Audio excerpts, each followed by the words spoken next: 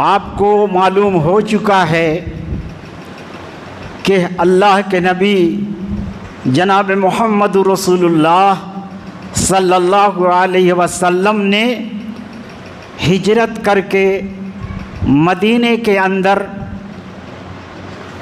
اپنا قدم رکھ دیا ہے۔ اللہ کے نبی مدینہ پہنچ گئے ہیں اور صحابہ کرام کی بڑی جماعت بھی وہاں پہنچ چکی ہے۔ کیا ان لوگوں نے اپنی جان بچانے کے لیے ہجرت کیا تھا؟ کفار اور مشرکین کی جانب سے جو مصائب اور آلام کے پہاڑ ان پر توڑے جا رہے تھے، ان کو نہ برداشت کر کے انہوں نے گھر بار چھوڑا تھا، ہجرت کی تھی؟ جواب ہوگا قطعاً نہیں۔ انہوں نے ہجرت کیا تھا اپنے ایمان کو بچانے کے لیے، اپنے دین اور مذہب کو بچانے کے لیے، اور اپنے دین اور مذہب دنیا کے لوگوں تک پہنچانے کے لیے، کیونکہ ان کو اچھی طرح سے یہ بات سمجھ آ گئی تھی کہ یہی حق ہے، اور اب تک ہم گمراہی میں تھے، اور جب یہ حق ہے تو ہماری یہ ذمہ داری بنتی ہے کہ اس حق کو ہم دوسروں تک پہنچائیں۔ صرف اور صرف اسی پاکیزہ خیال نے ان کو گھر بار، وطن، جائیداد، مدر پیدر سب سے الگ کر کے مجبور کیا تھا کہ ایسی جگہ جا کر پناہ لو جہاں سے تم اپنے دین کا پرچار کر سکتے ہو۔ اسی پاکیزہ جذبے کے تحت صحابہ کرام مدینہ پہنچے، اللہ کے نبی بھی وہاں پہنچ گئے۔ جب اللہ کے نبی صلی اللہ علیہ وسلم وہاں پہنچ گئے تو وہاں 3 طرح کے لوگ موجود تھے۔ ایک تو وہ جو لٹے پیٹے گھر بار جائیداد چھوڑ کر کے وہاں پہنچے تھے، یعنی صحابہ کرام کی پاک باز جماعت، جن کے پاس رہنے کے لیے مکان نہیں تھا، کھانے کے لیے کوئی دانہ نہیں تھا، سر چھپانے کے لیے کوئی مکان نہ تھا۔ ایک جماعت یہ تھی، اللہ والوں کی ایک جماعت تھی۔ اور دوسرے وہ لوگ مدینے میں تھے جنہوں نے ابھی تک اسلام قبول نہیں کیا تھا، مشرکین کی جماعت۔ ہجرت سے پہلے بھی مدینے میں لوگ مسلمان ہو چکے تھے، لیکن ان لوگوں کی ایک جماعت تھی جو مشرکین تھے، مشرک تھے۔ یہ لوگ ظاہراً نبی کے اور جو لوگ ہجرت کر کے آئے تھے مسلمانوں کے مخالف نہیں تھے،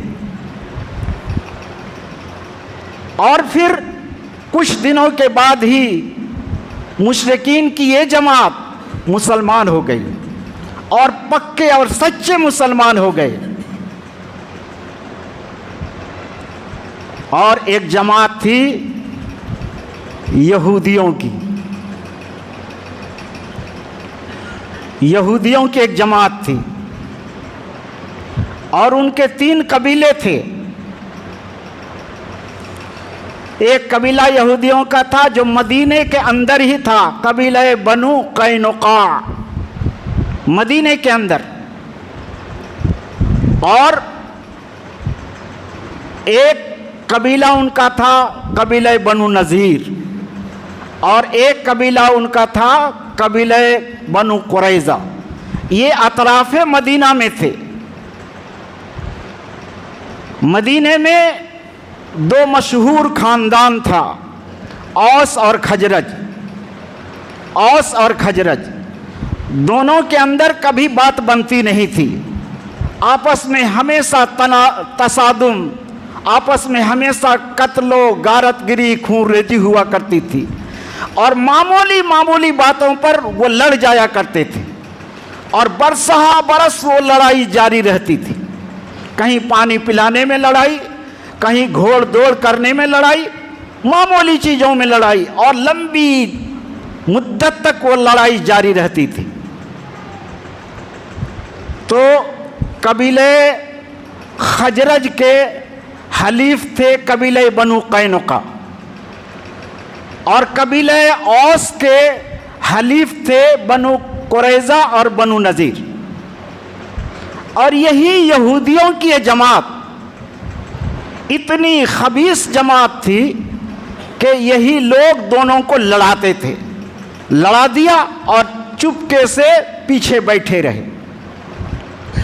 اصل میں یہ روم سے بھاگ کر کے آئے تھے، آشوری لوگ تھے، مدینہ عرب میں آ کر کے انہوں نے پناہ لیا تھا ان یہودیوں نے، اور یہاں آنے کے بعد وہ کہتے تھے کہ ہم کو تمہارے اوپر فضیلت ہے، اس لیے کہ تم امی ہو، جاہل ہو، ان پڑھ ہو، اور ہمارے اندر بے شمار انبیاء کرام آ چکے ہیں، پیدا ہوئے ہیں، تو ہم کو تمہارے اوپر فضیلت ہے، ہم کو علم ہے، ہم پڑھے لکھے لوگ ہیں۔ اور در حقیقت یہ سود خور لوگ تھے، یہ دھوکہ باز لوگ تھے، فریبی تھے، کمینہ تھے، رذیل تھے، لٹیرے تھے، اور اندر سے لڑانے والے تھے۔ یہ یہودیوں کی پہچان۔ تو یہ تین قسم کی جماعت وہاں موجود تھی، یہ یہودی لوگ۔ اللہ کے نبی صلی اللہ علیہ وسلم نے ایسے ماحول میں کہ ہم نے مادر پیدر، گھر بار، جائیداد، وطن سب کچھ چھوڑ دیا ہے، تو یہاں آنے کے بعد ہم اپنے مذہب کا پرچار کس نہج اور ڈھانچے کے ساتھ کریں گے کہ ہم کامیاب ہوں گے؟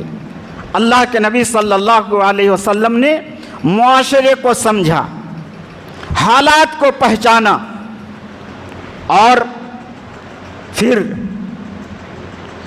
مسلمان جو لوگ مہاجر تھے، ہجرت کر کے جو لوگ آئے ان کو مہاجر، اور جو وہاں کے باشندے تھے ان کو انصار کہا جاتا ہے، مددگار۔ تو مہاجرین اور انصار کے درمیان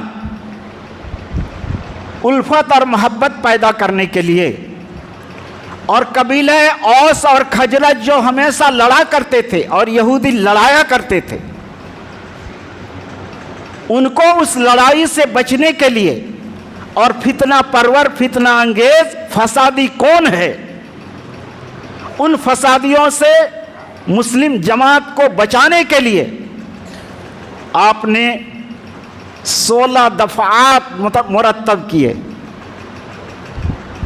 کہ ان دفعات کے مطابق عمل کرنا ہوگا، چلنا ہوگا۔ اور پھر آپ نے ان مہاجر بھائیوں کو انصار بھائیوں کا بھائی بنا دیا، بھائی چارگی قائم کیا، اسلامی اخوت، اسلامی بھائی چارگی، کہ آپ کے بھائی ہو، آپ کے بھائی ہو۔ حضرت انس بن مالک کے مکان میں اللہ کے نبی نے مہاجرین کو، انصار کو جمع کیا، 90 سے زیادہ لوگ تھے، اور ایک مہاجر کو ایک انصار کا بھائی بنایا کہ آپ اس کے بھائی ہیں، اس کی کفالت کریں، اس کی دیکھ ریکھ کریں، یہ آپ کے کام میں مدد کرے گا، آپ ان کو اپنے یہاں رکھیں۔ اور غزوہ بدر سے پہلے تک ان میں کوئی آدمی، کوئی مہاجر کا کوئی اپنا انصار بھائی اگر مر جاتا تو ان کی وراثت سے بھی ان کو حصہ دیا جاتا تھا۔ بعد میں غزوہ بدر کے بعد یہ حکم منسوخ ہوا کہ بھائی چارگی رہے گی، اور انہوں نے اس بھائی چارگی کو اس قدر نبھایا، اتنے اچھے طریقے سے نبھایا کہ حضرت عبد الرحمن بن عوف ایک مہاجر صحابی، ان کو ایک انصاری صحابی حضرت سعد کے ساتھ بھائی چارہ قائم کیا۔ حضرت سعد نے اپنے مہاجر بھائی سے کہا کہ ہم انصار میں بہت بڑے آدمی ہیں، ہمارا جس قدر مال ہے، دولت ہے، جائیداد ہے، سب 2 حصوں میں برابر بانٹ لو، آدھا تم لے لو، آدھا مجھے دے دو۔ مہاجر بھائی کو انصار نے کہا میری 2 بیویاں ہیں، میں ان میں سے تم جس کو پسند کرو میں اس کو طلاق دے دوں گا، اور عدت گزرنے کے بعد تم ان سے شادی کر لینا۔ یہاں تک انہوں نے کیا۔ حضرت عبد الرحمن بن عوف نے کہا کہ نہیں، اللہ تیرے گھر میں، تیری بیویوں میں، تیرے بچوں میں، تیری جائیداد اور مال و دولت میں برکت عطا فرمائے، مجھے بتاؤ کہ آپ کا بازار کدھر ہے؟ تو انہوں نے قبیلہ بنو قینقاع جو یہودیوں کا محلہ تھا وہی بازار تھا، وہی بڑے لوگ تھے، وہی برآمد درآمد لوگ کیا کرتے تھے، کپڑے کی دکان ان کی تھی، گلے کی دکان ان کے پاس تھی، شراب کی دکان ان کے پاس تھی، اور کھجور کی دکان ان کے پاس تھی، بڑا بازار اور منڈی وہاں لگا کرتا تھا۔ کہا وہی بازار ہے۔ حضرت عبد الرحمن بن عوف گئے اور شام کے وقت جب واپس آئے انہوں نے تجارت کی، وہاں اللہ نے ان کی تجارت میں برکت دیا۔ شام کے وقت جب واپس آئے تو ان کے پاس کھجوریں بھی تھی کچھ، اور پنیر بھی تھا، اور گھی بھی تھا۔ اور اسی طرح کچھ دنوں کے بعد حضرت عبد الرحمن برابر تجارت کرتے رہے۔ ایک لڑکی سے انہوں نے شادی کر لی۔ اللہ کے نبی کو معلوم ہوا، کہا تم نے شادی کی؟ کہا ہاں ہم نے شادی کر لی ایک لڑکی سے۔ کہا کتنا مہر دیا؟ کہا کھجور کی گٹھلی کے برابر سونا دیا، یعنی 1.25 تولہ لگ بھگ سونا دیا مہر میں۔ جب یہ صورتحال یہودیوں نے دیکھا کہ ایک مسلمان دوسرے مسلمان کے اتنے ممد و معاون ہیں، مددگار ہیں، کہا یہ تو اب آگے بڑھیں گے۔ ہم جو ان سے سودی کاروبار کرتے تھے، لڑایا کرتے تھے، اور بیٹھ کر کے ہم مزہ لیا کرتے تھے، ان کو سود در سود ہم قرض دیا کرتے تھے، اور ان کے باغات، ان کی زمین، ان کی جائیداد ہڑپا کرتے تھے، اب تو یہ نہیں چلے گا۔ ابن اسحاق نے حضرت صفیہ بنت ہوئی بن اخطب سے روایت نقل کیا ہے۔ وہ کہتے ہیں کہ مجھے یہ بات حضرت صفیہ ام المومنین حضرت صفیہ رضی اللہ تعالی عنہ سے یہ روایت ملی ہے کہ میں اپنے والد محترم اور اپنے چچا ابو یاسر اور اپنے خاندان کی سب سے چہیتی لڑکی تھی، سب سے چہیتی لڑکی۔ وہ لوگ یہودی تھے۔ اللہ کے نبی سے ابھی شادی نہیں ہوئی تھی۔ کہا کہ میرے خاندان کی کوئی لڑکی اگر ہوتی اور میرے والد یا میرے چچا ان کو دیکھ لیتے تو ان لڑکیوں کو چھوڑ کر کے مجھے گود اٹھا لیتے، بڑی پیار تھی۔ ایک روز میرے چچا اور والد نے جب یہ سنا کہ اللہ کے نبی مکہ سے مدینہ پہنچ چکے ہیں تو ملاقات کے لیے دونوں گئے۔ صبح کو گئے اور شام کو واپس آئے۔ جب شام کو واپس آئے تو دونوں بالکل بوجھل تھے، نڈھال تھے۔ مجھے دیکھا، لیکن آج سے پہلے تک مجھے گود لیے بغیر چھوڑتے نہیں تھے، لیکن آج میری طرف انہوں نے توجہ نہیں کی۔ ابا جان، چچا جان میں پکارتی رہی، میری طرف توجہ نہیں کیا۔ دونوں ایک دم مریل انداز میں واپس آئے۔ کہا حضرت صفیہ کہتی ہیں کہ میں نے چچا جان سے سنا کہ میرے والد سے وہ کہہ رہے تھے کیا آپ نے پہچانا یہ وہی ہیں محمد صلی اللہ علیہ وسلم کے بارے میں، کہ کیا وہی ہیں؟ کہا ہاں میں نے پہچان لیا کہ یہ وہی ہیں۔ ٹھیک سے آپ نے پہچانا؟ کہا میں اچھی طرح سے پہچان لیا کہ یہ محمد ہی ہیں۔ کہا اب کیا ہوگا؟ اب ہمارا کیا ہوگا؟ کہا اب کیا ہوگا؟ हम उनसे अदावत रखेंगे, दुश्मनी रखेंगे, बुग़्ज़ रखेंगे, दूसरों को उनके खिलाफ बहकाएंगे, वरगलाएंगे। और नतीजा क्या हुआ कि जब मुसलमानों की एक छोटी सी जमात वहाँ कायम हो गई तो उन्होंने मुशरिकीन को, अगल बगल के मुशरिकीन को, मुशरिकीन मक्का को बहका करके मुसलमानों के खिलाफ कर दिया और जितने सामान वहाँ बेचने के लिए आया जाया हुआ करता था सबको बंद कर दिया, बाइकाट कर दिया कि कोई अब यहाँ सामान बाहर से नहीं आएगा ताकि मुसलमान भूखों मरे, परेशान हो जाए। ये बदमाशी इन्होंने शुरू की। लेकिन अल्लाह जिसका हामी और मददगार हो उसको कौन क्या कर सकता है। बुखारी शरीफ में एक रिवायत है कि जब हजरत अब्दुल्लाह इब्न सलाम यहूदियों के बहुत बड़े आलिम थे, बहुत बड़े आलिम, उन्होंने सुना कि अल्लाह के नबी हिजरत करके मदीना आ चुके हैं तो अल्लाह के नबी से मुलाकात के लिए आए।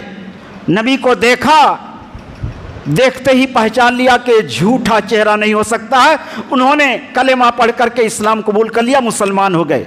लेकिन अपने इस्लाम को छुपाया, कहा ए अल्लाह के रसूल, यहूदी बहुत बहतान बाज कौम है, फौरन ये पलटने वाले हैं, फौरन ऐबजोई और नुक्ताचीनी करने वाले हैं, तो मैं अपने इस्लाम को छुपा कर रखता हूँ।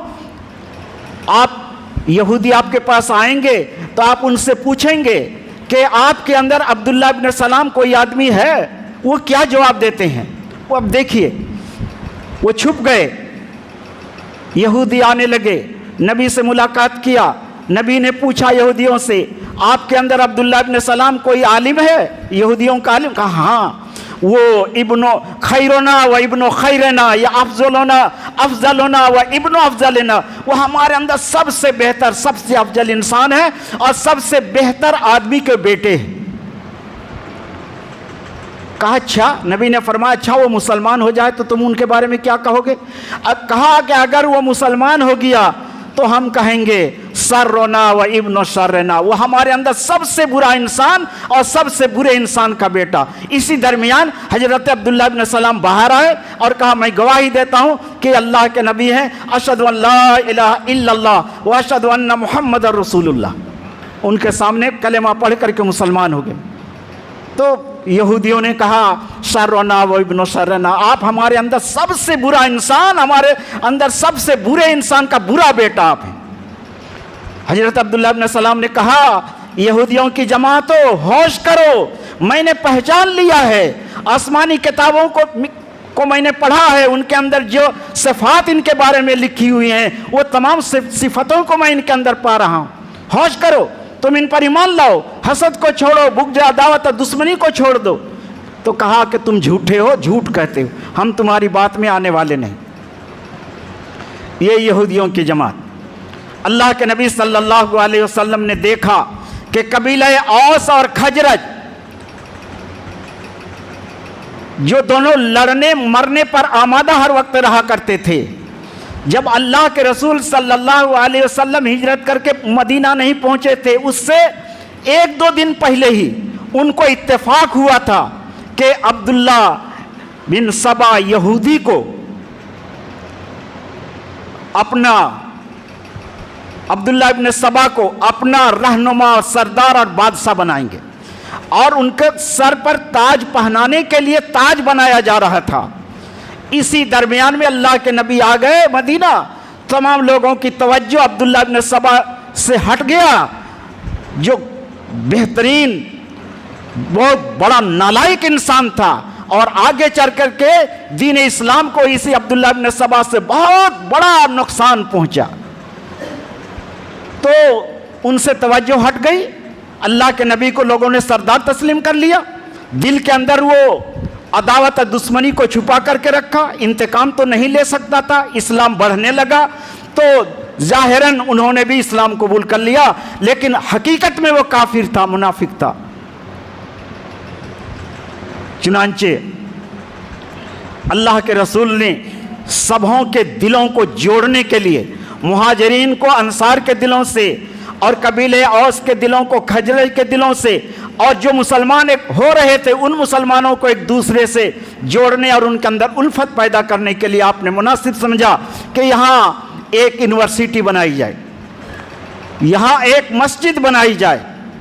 چنانچہ اللہ کے نبی صلی اللہ علیہ وسلم نے اسی کے ساتھ یہ پروگرام بنایا، اور وہ جگہ جہاں مدینے سے آتے ہوئے آپ کی اونٹنیاں کر کے بیٹھی تھی، اللہ کے نبی نے کہا تھا یہ معمورہ ہے، یہ اونٹنی جہاں بیٹھے گی وہیں میرا گھر بنے گا، وہیں میری مسجد بنے گی۔ چنانچہ اسی جگہ کو آپ نے منتخب کیا۔ کہا کن کی زمین ہے؟ کہا یہ 2 یتیم بچوں کی یہ زمین ہے۔ کہا ان کو بلائیے۔ ان کو بلایا گیا، ان کو آپ نے قیمت دی اور وہ جگہ خرید لیا۔ گرچہ لڑکوں نے کہا تھا کہ ایسے بنائے، کہا نہیں ہم قیمت دے کر کے بنائیں گے۔ قیمت دے کر بنایا۔ وہاں کیا تھا؟ وہاں جھاڑیاں تھیں، گرکت کے پودے تھے، کچھ کھجور کے درخت تھے، کچھ ویرانہ تھا، اور کچھ مشرکین کی قبریں تھیں، ان کو اکھڑوا دیا، کھجور کے درختوں کو کٹوا دیا، زمین کو برابر کر دیا، اور وہاں آپ نے مسجد کی بنیاد رکھی۔ مسجد کی بنیاد رکھی، اور مسجد بناتے ہوئے بنفس نفیس بجاتے خود اللہ کے نبی بھی لیبر کی حیثیت سے، مزدور کی حیثیت سے آپ نے وہاں کام کیا، اور یہ شعر پڑھا کرتے تھے: اللہم لا عیش الا عیش الآخرہ فاغفر للانصار والمہاجرہ حاج الحمال لا حمال خیبر حاج ابر ربنا واتھر۔ تو اس کے جواب میں مسلمان کہا کرتے تھے: لئن قعدنا والنبی یعمل لذاک من العمل المذلل۔ نبی نے کہا یہ عیش دنیاوی عیش کوئی عیش نہیں، کوئی آرام نہیں، آخرت کی عیش، آخرت کا آرام حقیقت میں آرام ہے۔ اے اللہ مہاجرین کو بخش دے، اے اللہ مشرکین کو بخش دے۔ یہ بوجھ خیبر کا بوجھ نہیں، قسم ہمارے رب کی کہ وہ بہت نیک اور بہت پاکیزہ ہے۔ صحابہ اس کے جواب میں کہتے اگر ہم بیٹھے رہیں گے تو یہ ہمارا عمل بہت گمراہ کن عمل ہوگا، جبکہ نبی کام کر رہے ہیں۔ چنانچہ آپ نے مسجد کی بنیاد رکھی۔ اس وقت قبلہ اتر جانب تھا، بیت المقدس کی طرف۔ جب ہجرت کر کے آپ نبی آئے تھے تو بیت اللہ کی طرف اس وقت 16 یا 17 مہینہ تک ادھر ہی قبلہ رہا۔ چنانچہ آپ نے مسجد بنائی۔ مسجد کیسی تھی؟ لمبائی اس کی 100 ہاتھ تھی، اور چوڑائی بھی تقریباً 100 ہاتھ یا اس سے کچھ کم تھی۔ جو دروازہ، مین دروازہ تھا، دونوں جانب پتھر کے جوڑ کر کے پتھر کا دروازہ بنایا گیا، اور دیواریں کچی اینٹ اور گارے سے بنائی گئی۔ یہ پیلر جو لگائے گئے کھجور کے تنے تھے، اور اوپر جو چھت بنائی گئی کھجور کی پتیاں تھی، کھجور کی پتیاں تھی۔ در حقیقت دیکھنے میں تو یہ بہت معمولی تھی، لیکن در حقیقت یہ ایک یونیورسٹی تھی، جہاں بچوں کو پڑھایا جاتا تھا، تعلیم دی جاتی تھی، دل صاف کیا جاتا تھا۔ اسی لیے میں نے قرآن کریم کی آیت کریمہ سورہ جمعہ کی آپ کے سامنے تلاوت کی ہے: هو الذی بعث فی الأمیین رسولا منہم یتلو علیہم آیاتہ ویزکیہم ویعلمہم الکتاب والحکمہ وإن کانوا من قبل لفی ضلال مبین۔ وہی وہ ذات ہے جس نے اپنے ان پڑھ لوگوں میں ان پڑھ انسان کو، انہی میں سے ایک انسان کو نبی بنا کر کے بھیجا۔ وہ اللہ کی آیتوں کو پڑھ کر لوگوں کو سناتے ہیں، دل کو پاک اور صاف کرتے ہیں، اور اللہ کی جانب سے نازل کردہ آیتیں ان کو سنا کر کے ان کے ایمان، اذہان اور قلوب کو پاک، مجلہ اور مصفہ کرتے ہیں۔ یہی وہ نبی ہیں۔ چنانچہ آپ ان کے ساتھ ساتھ لوگوں کو سمجھاتے، دین کی باتیں بتاتے، اور جو کچھ بتاتے صحابہ کرام اس پر عمل کرنے کے لیے ہر ممکن طریقے سے دوڑ کر کے آگے بڑھا کرتے تھے اور کیا کرتے تھے۔ یہ مسجد آج کے دور میں جو ہم پارلیامنٹ کہتے ہیں، یہ مجلس انتظامیہ اور مجلس شورا یہی ہوا کرتا تھا۔ فوج اگر کہیں بھیجنی ہے، لوگوں کو کہیں بھیجنا ہے سریہ میں یا غزوہ میں، تو یہیں سے اس کو تیار کیا جاتا تھا۔ صرف نماز پڑھی نہیں جاتی تھی، بلکہ در حقیقت 5 وقت جو یہ لاہوتی نغمہ اذان کی شکل میں پہلی ہجرے میں وہ وہاں مقرر ہوئی، اور لوگ وہاں جمع ہوتے تھے، لوگوں کو اس لیے بھی کہ نماز کے ساتھ ساتھ ایک آدمی دوسرے آدمی سے، ایک اوس کم آدمی ایک خزرج کے آدمی سے، اور ایک اپنے آپ کو مسلمان کہنے والا، ایک مہاجر اور ایک انصار وہاں آئیں گے، ایک دوسرے کے ساتھ دل جڑے گا، اطمینان حاصل ہوگا، معاشرہ پاکیزہ بنے گا۔ اسی لیے آپ نے وہ مسجد بنائی۔